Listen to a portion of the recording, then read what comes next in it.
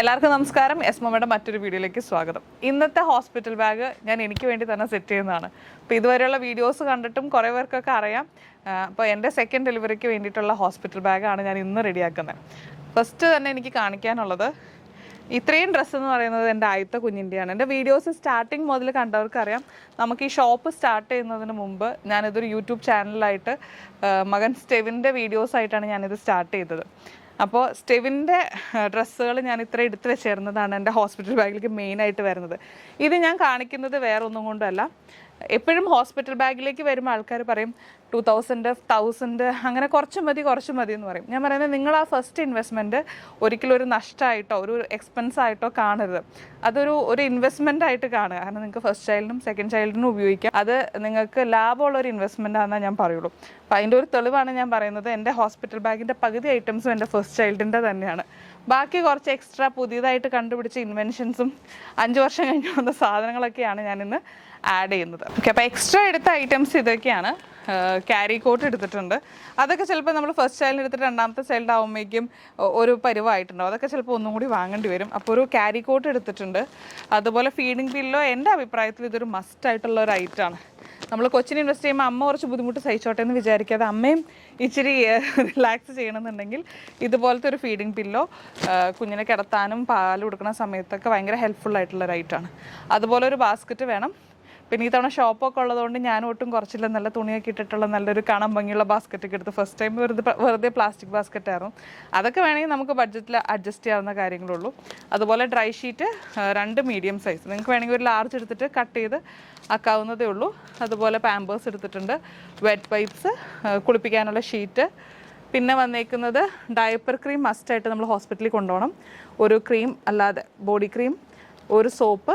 പിന്നെ ചില ഹോസ്പിറ്റൽസിൽ അവർ അഡ്വൈസ് ചെയ്യുന്നതാണ് ഇതുപോലത്തെ ഒരു സ്റ്റീലിൻ്റെ ടിന്നും അതുപോലെ ഗോകർണം സ്പൂൺ എന്ന് പറഞ്ഞ് എന്തെങ്കിലും കോംപ്ലിക്കേഷൻ ഉണ്ടെങ്കിൽ അല്ലാതെ നമ്മൾ ഫീഡ് ചെയ്യാൻ വേണ്ടിയിട്ടാണ്. കുഞ്ഞിന് ബോട്ടിൽ ആദ്യം തന്നെ ഇപ്പോഴത്തെ ഹോസ്പിറ്റലുകളൊന്നും പറയുന്നില്ല. അപ്പോൾ കുഞ്ഞിന് പാല് കൊടുക്കാൻ വേണ്ടിയിട്ട് ആ സ്പൂണും ഒരു ടിന്നും കയ്യിൽ പിടിക്കുന്നത് നല്ലതാണെങ്കിൽ ആ സമയത്ത് ആരും ഓടേണ്ടി വരും. ഈ ടിൻ വെച്ച പോലെ തന്നെ പുറത്ത് അല്ലാതെ നമ്മൾ ഫീഡ് ചെയ്യേണ്ടി വരുവാണെങ്കിൽ പാലൊക്കെ കോരി കൊടുക്കുമ്പോൾ ഇച്ചിരി സ്പില്ലാവാൻ സാധ്യതയുണ്ട്. അപ്പോൾ ഇതുപോലത്തെ ഒരു ബിബ് വെക്കുന്നത് നല്ലതായിരിക്കും, ഡ്രസ്സിലൊന്നും അധികം ആവാതിരിക്കും. പിന്നെ കുഞ്ഞിനെടുത്തേക്കുന്ന ഐറ്റംസ് ഇപ്പോൾ സ്റ്റെവിൻ്റെ തൊട്ട് സ്റ്റാർട്ട് ചെയ്യുവാണെങ്കിൽ ഇത്രയും ബ്ലാങ്കറ്റ്സ് ആണ്.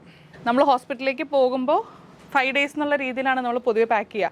നോർമലാണോ സിസേറിയൻ ആണോ എന്ന് അറിയില്ലെങ്കിൽ നമ്മൾ 5 days ഇതിലാണ് പാക്ക് ചെയ്യുക. അപ്പോൾ എൻ്റെ എന്തായാലും ഫസ്റ്റ് സിസേറിയൻ ആയതുകൊണ്ട് ഏകദേശം സെക്കൻഡും സിസേറിയൻ ആവാനാണ് സാധ്യത. അതുകൊണ്ട് ഞാൻ 5 days തന്നെയാണ് എടുത്തേക്കുന്നത്. അപ്പോൾ മസ്ലിൻ സ്വാഡിലും സിംഗിൾ ലെയർ ബ്ലാങ്കറ്റും ഡബിൾ ലെയർ ബ്ലാങ്കറ്റും ഒക്കെ എടുത്തിട്ടുണ്ട്, മിക്സ് ചെയ്തെടുത്തിട്ടുണ്ട്. സ്റ്റെവിൻ്റെയും പുതിയത് ആവശ്യമുള്ള ഒരു ബ്ലാങ്കറ്റ് ഇപ്പോൾ എനിക്ക് എക്സ്ട്രാ ആവശ്യമെന്നുള്ളൂ, അത് ഒരെണ്ണം എടുത്തിട്ടുണ്ട്. അതുപോലെ സ്ലീപ്പ് സ്യൂട്ട് 5 days ഓരോ ദിവസം ഓരോന്നെന്നുള്ള രീതിയിൽ ഞാൻ എടുത്തിട്ടുണ്ട്. കെട്ടുടുപ്പുകൾ കുറച്ച് എടുത്തിട്ടുള്ളൂ. ഞാൻ കുറച്ചുകൂടി ബട്ടൺ ജബല പ്രിഫർ ചെയ്യുന്ന ആളാണ്. അതുപോലെ 2 ടൈപ്പ് ബാത്ത് ടവൽ കേട്ടോ, 2 ഫാബ്രിക്കിൻ്റെയാണ്. ഒരെണ്ണം മസ്ലിൻ്റെയും ഒരെണ്ണം ടെറിയുടെയും 2 ടൈപ്പ് ബാത്ത് ടവൽ വെച്ചിട്ടുണ്ട്. പിന്നെ എനിക്കായിട്ട് ഞാൻ എടുത്തേക്കുന്നത് ഇത്തവണ ഞാൻ കൂടുതൽ വീഡിയോസിലും ഡിസ്പോസിബിൾ പാഡും പാൻറ്റീസുമാണ് വെക്കാറ്. ഇത് ഡയപ്പർ പാൻറ്റീസ് പോലെയാണ്. അപ്പോൾ നമ്മൾ സെപ്പറേറ്റ് ആയിട്ട് യൂസ് ചെയ്യേണ്ട, കുറച്ചുകൂടി ലീക്ക് ഫ്രീ കൺവീനിയൻ്റ് ആയിരിക്കും.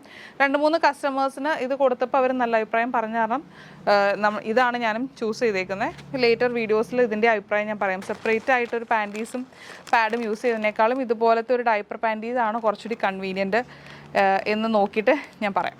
പിന്നെ വാഷ് ക്ലോത്ത്, ഫേസ് വൈപ്സ്, ഇതൊക്കെ കക്കുമ്പോൾ തുടയ്ക്കാനും മുഖം തുടയ്ക്കാനൊക്കെ എടുത്തിട്ടുണ്ട്.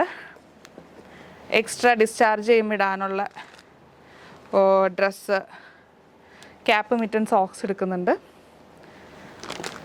വെറ്റ് വൈപ്സും ഷീറ്റും അതെല്ലാം പറഞ്ഞില്ലേ. അപ്പോൾ ഇത്ര ഐറ്റംസൊക്കെ ആയിട്ടാണ് ഞാൻ എൻ്റെ ഹോസ്പിറ്റൽ ബാഗ് ഒട്ടും കുറച്ചിട്ടില്ല, വേണ്ട എല്ലാ സാധനങ്ങളും വെച്ചിട്ടുണ്ട്. അപ്പോൾ ഇത് ഞാൻ ഒന്നും കൂടി പറയുകയാണ്, നമ്മൾ ഹോസ്പിറ്റൽ ബാഗിൽ അങ്ങനെ ഒരുപാട് ചീപ്പാക്കാൻ നോക്കേണ്ട ഒരു ആവശ്യമില്ല. കാരണം നമ്മൾ ഈ യൂസ് ചെയ്യുന്ന കാര്യങ്ങളൊക്കെ ഫസ്റ്റ് 3 months വരെ സുഖമായിട്ട് കുഞ്ഞുങ്ങൾക്ക് പാകമാവുന്നൊരു 3 months കഴിഞ്ഞിട്ടാണ് ഒരുപാട് വെയിറ്റ് ഗെയിനൊക്കെ വരുള്ളൂ.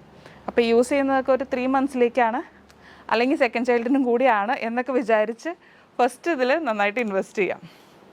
അപ്പോൾ അടുത്ത വീഡിയോയിൽ കാണാം. Bye bye.